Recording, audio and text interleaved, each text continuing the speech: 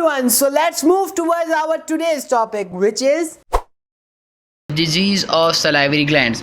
Now we have already discussed about the salivary glands in a separate lecture. That there, as we know, that there are three salivary glands: parotid gland, submandibular gland, and sublingual gland. What are the function of these glands? These glands will help in the production of saliva. And what the function of saliva is? Basically, it helps in swallowing process. Okay, digestion process, swallowing process. Okay. Now, in this lecture, like I said, disease of salivary gland. This lecture is disease of salivary gland, which is related to pathology. Now, in this lecture, we have to study three types of diseases which are related to salivary glands. Number three is xerostomia. Number three is sialadenitis, and number three is neoplasm. Okay, I am repeating again. Number one is xerostomia. Number 2 is sialadenitis, and number 3 is neoplasm. Now, first of all, xerostomia, which is very easy. All these diseases are very easy, very simple, but I will tell you and I will explain you in a very short manner, so you will easily memorize it, and it will cover all your syllabus of related to this topic. Number 1 is xerostomia. Like I said, xerostomia means dry mouth. Okay, now zero means dry and stomia means mouth. So if there is a dry mouth, basically आपको ऐसा लगेगा कि आपका usually जो mouth है वो आपको थोड़ा सा वाटरी, और आपको अंदर से आपको पता चलता है कि अंदर कुछ है आपके माउथ में, that is saliva. So basically that is, अगर वो चीज़ फील नहीं हो रही तो that is dry mouth, and it is basically the symptoms of many diseases. Okay, like for suppose like I said, it is dry mouth, so it is basically the symptom of many diseases like salivary gland aplasia, Georgian syndrome. Georgian syndrome में क्या होता है? Georgian syndrome में जो आपका immune system है वो आपके ही सेल्स के ख़िलाफ़, जो आपके सही सेल्स हैं उनके ख़िलाफ़ एक्ट करना शुरू कर देता है, जिसे ऑटो इम्यून डिसऑर्डर कहते हैं. फिर salivary gland aplasia means the salivary gland will destroy, due to which there will be decreased production of the saliva. Okay, and if there will be decreased production, obviously the saliva in the mouth will not be present, and that lead to the condition called as xerostomia.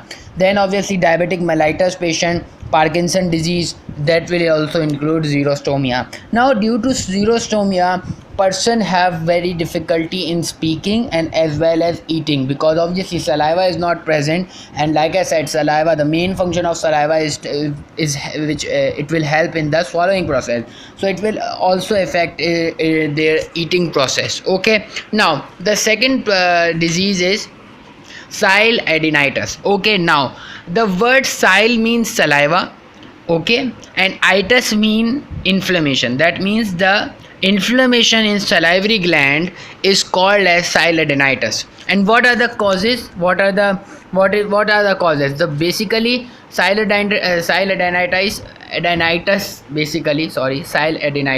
basically is caused by it is caused by virus or bacteria. Okay, so we will discuss viral sialadenitis and as well as bacterial sialadenitis. Okay, now first of all, viral sialadenitis. So the most common virus which causes sialadenitis is basically the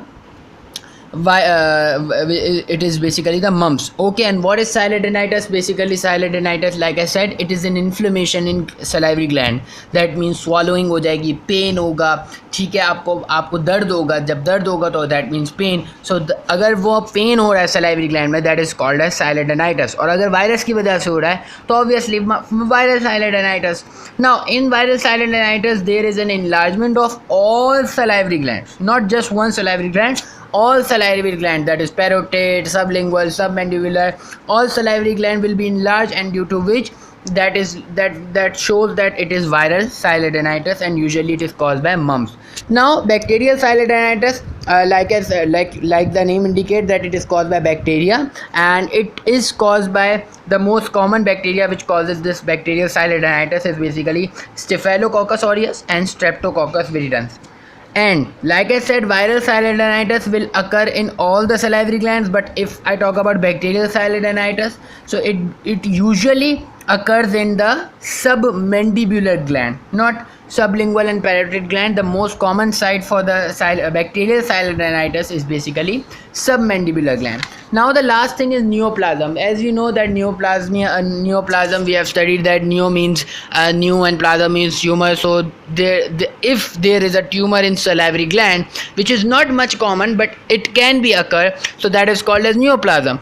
And if, like I said, it is not much common, but if it is, if there is a patient of tumor of salivary gland, usually it is like कि parotid gland में ही वो ज़्यादातर tumour salivary gland का होता है, parotid gland में. Okay, now the tumor will always be malignant. Like I said, neoplasm are of two types, tumor are of two types, malignant tumor, benign tumor. Benign tumor is less infected, localized, but malignant tumor is spreadable.